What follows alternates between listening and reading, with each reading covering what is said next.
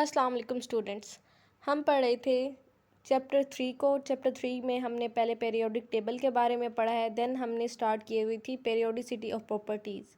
Periodicity of properties में मैंने आपके साथ पहले डिस्कस किया है एटॉमिक रेडियस को, जिसको हम एटॉमिक साइज़ भी कहते हैं कि एटॉमिक रेडियस या एटॉमिक साइज़ एक एटम का हम कैसे फाइंड आउट करते हैं। और जब मैं आपके साथ डिस्कस कर रही थी ग्रुप्स में ट्रेंड, तो मैंने आपको बताया था कि जो शील्डिंग इफ़ेक्ट होता है एक बहुत बड़ी रीज़न है जिसकी वजह से जब हम टॉप टू बॉटम ग्रुप में जाते हैं तो जो एटम का साइज़ है वो इंक्रीज़ करता है।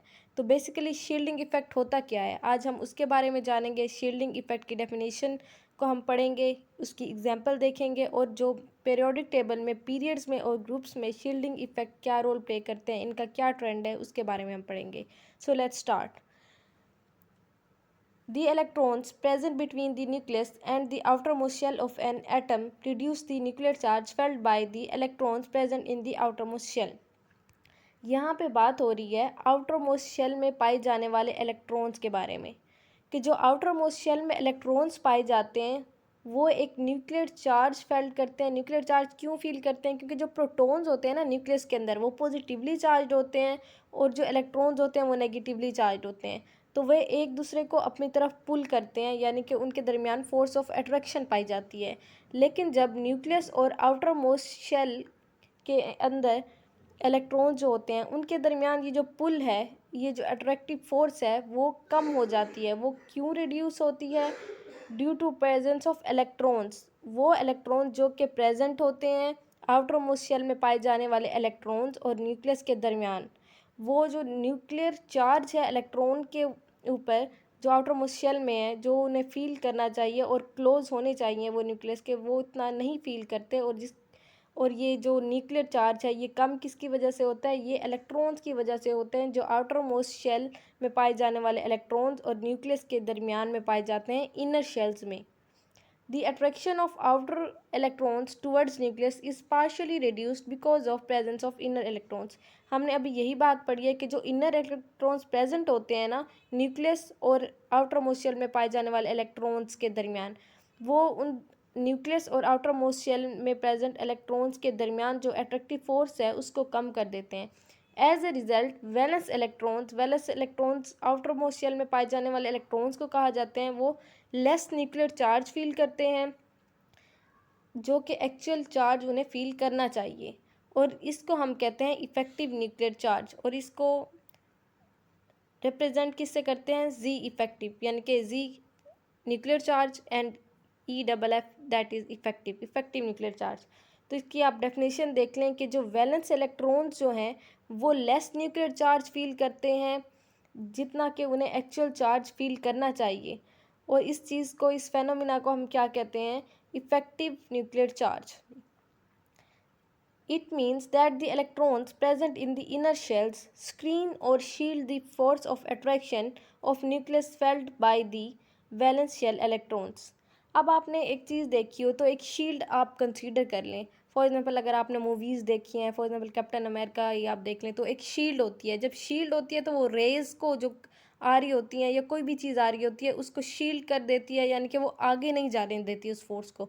फॉर एग्जांपल अब जो इनर इलेक्ट्रॉन्स है ना, inner electrons as a shield work करते हैं। तो जो अट्रैक्टिव फोर्स को आप एज ए रेज कंसिडर कर लें, जो कि न्यूक्लियर पुल को आप कह लें कि वो एक रेस की तरह से, यानी कि जब वो फोर्स वो आउटर मोस्ट शेल इलेक्ट्रॉन्स तक जाना चाहती है, उनको पुल करना चाहती है, लेकिन जो इनर इलेक्ट्रॉन्स हैं वो शील्ड की तरह काम करते हैं, वो स्क्रीन करते हैं, मीन्स कम कर देते हैं उसकी वो फोर्स को, और वो आउटर इलेक्ट्रॉन्स तक उसकी वो पुल सही तरह से नहीं जाने देते।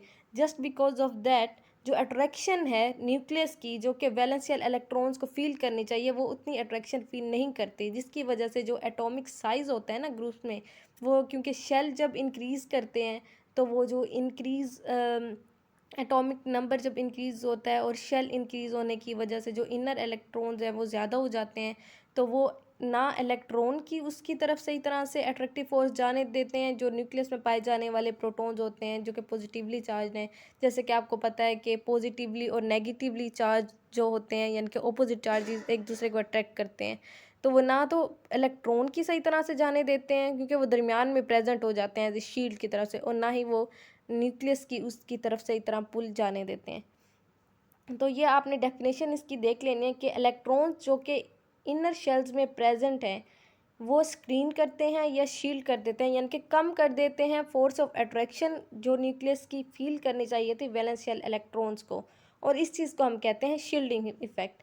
यहाँ पे वो यही बात करें with increase of atomic number, कि जब एटॉमिक नंबर इंक्रीज होता है, एटॉमिक नंबर तो पीरियड्स में भी इंक्रीज होता है, लेकिन जो मेन चीज़ है ना वो जो शेल्स हैं ना, शेल्स इंक्रीज करते हैं, एटॉमिक नंबर के साथ शेल्स इंक्रीज करने चाहिए। दी नंबर ऑफ इलेक्ट्रॉन्स जो होते हैं in an atom also increase, जब एटॉमिक नंबर इंक्रीज करता है तो जाहिर सी बात है कि नंबर ऑफ इलेक्ट्रॉन्स भी इंक्रीज करते हैं, जिसके रिजल्ट में इंक्रीज ऑफ शील्डिंग इफेक्ट होता है। अब यहाँ पे एग्जाम्पल में उन्होंने बात की हुई है सोडियम एटम की और पोटाशियम। ये देखें, ये जो सोडियम एटम है, सोडियम एटम के अगर आप गौर से देखें तो ये